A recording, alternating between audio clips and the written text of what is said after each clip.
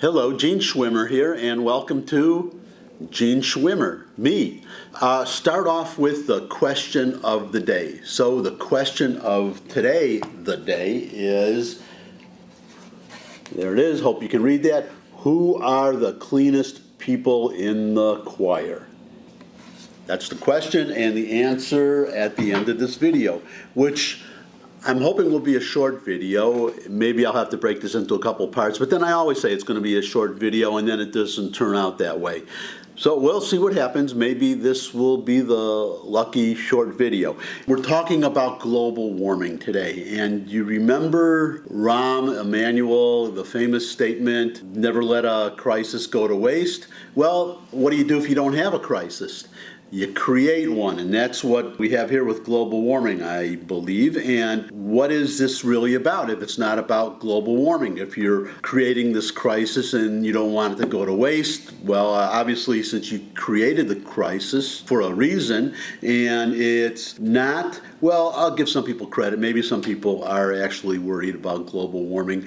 But have you noticed that the people who are worried about global warming seem to be also have a big problem with capitalism? And maybe that's not a coincidence. And in fact, I don't think it is a coincidence. So, well, let's go back. This is going back to 2016. This was an editorial in Investor's Business Daily, but it was quoting a couple of United Nations climate study officials. So let's see what they had to say. Start out with, oh boy, I hope I pronounce his name right, Otmar Edenhofer. And, well, who the heck was this guy? Oh, well, just this former United Nations climate official. So, United Nations climate official Otmar Edenhofer. And if I got your name wrong, Mr. Edenhofer, please forgive me.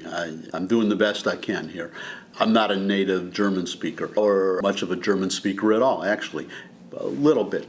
I was in Germany for 3 weeks, believe it or not. Anyhow, this is the quote.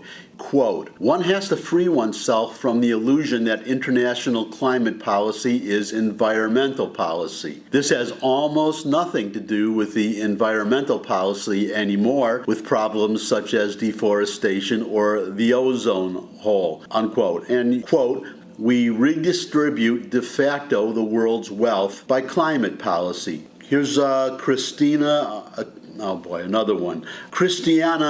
Figueres, I hope that's right, Executive Secretary of UN's Framework Convention on Climate Change. Quote, "This is the first time in the history of mankind that we are setting ourselves the task of intentionally, within a defined period of time, to change the economic development model that has been reigning for at least 150 years since the Industrial Revolution," unquote.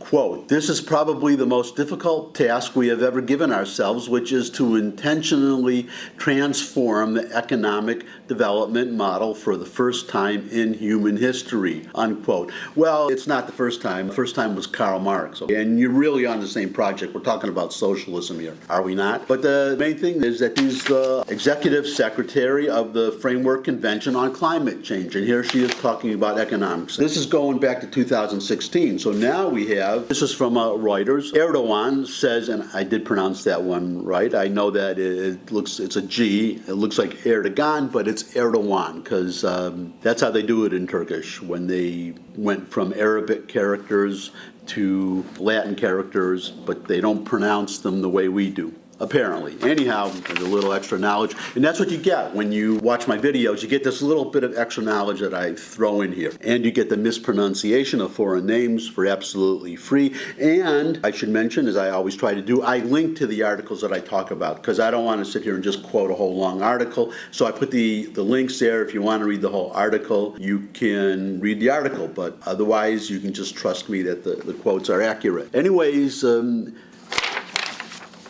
Basically what happened is that we had this Paris Agreement, and Turkey and Erdogan were part of it, and now Erdogan says that Turkey is pulling out of the agreement. And why is he doing that if climate change is such a danger? And here we go. Quote, The U.S. decision to pull out of the Paris Climate Agreement means Turkey is less inclined to ratify the deal because the U.S. move jeopardizes compensation promised to developing countries, unquote. And quoting from the article again, quote, Erdogan said that when Turkey signed the accord, France had promised that Turkey would be eligible for compensation for some of the financial costs of compliance, unquote.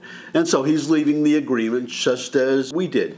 And the reason is because he thought he was going to get some money, and now he's worried that he's not going to get it. So that's interesting here. You have Turkey pulling out of the agreement because they're not getting money that France promised them. So my question is, if France promised them money, what does it matter if we pull out of it, the United States? And I guess the only thing that makes sense to me is that France promised them that we would pay for it, that the United States would put up the cash for these less developed and undeveloped countries to work on their emissions problems. And from what I know, call me naive, but a lot of these undeveloped and less developed countries, you give them money to do something, and somehow the money never gets to where intended it to go. It ends up in a Swiss bank account somewhere. And that's why they're worried. They expected us to pay for this whole thing. Oh, and this article from Erdogan, this was just a couple of days ago. People such as Investors Business Daily were pointing this out a year ago, and maybe even sooner, but here you have very recent evidence. And apparently, and this is the part that does not make sense if we're really talking about climate change, who cares?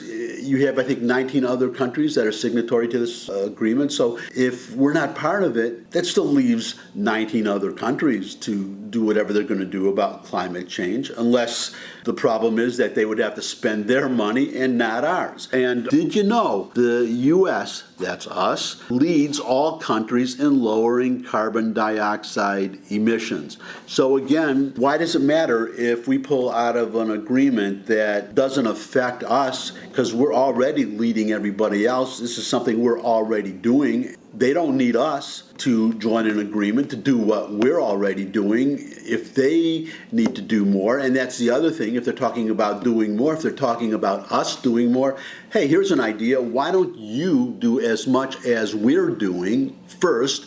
And then when you've caught up to us, then we can talk about all of us doing more.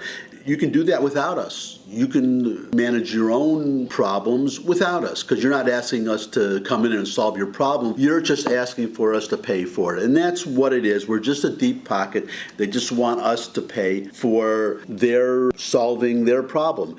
And God bless Donald Trump. However much I must disagree with him on other things, we're not going to be suckers, thanks to him, and we're not going to put up our money on this. You can do it without us. So that's it for now, and I'll see you again soon.